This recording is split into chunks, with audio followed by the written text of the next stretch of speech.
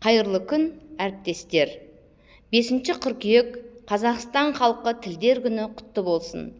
Тіліміздің мәртебесі биіктей берсін.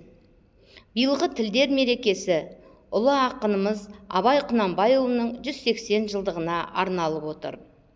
Осыған орай Абай өсиеті білім мен адамдық жолы атты Абай шығармаларын 3 тілде мәнерлеп оқу челленджіне қатысуға шақырамыз. Абай Құнанбайұлы: сенбе жұртқа тұрса да қанша мақтап, әуретеді ішіне қулық сақтап. Өзіңе сен өзіңді алып шығар, еңбегің мен ақылың екі жақтап.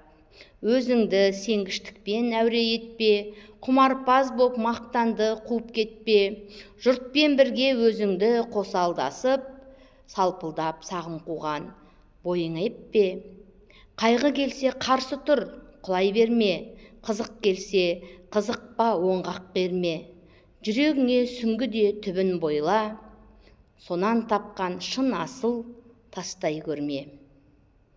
Бұл челленджді мектебіміздің орыс тілі мен әдебиеті бірлестігі мұғалімдеріне жолдаймын.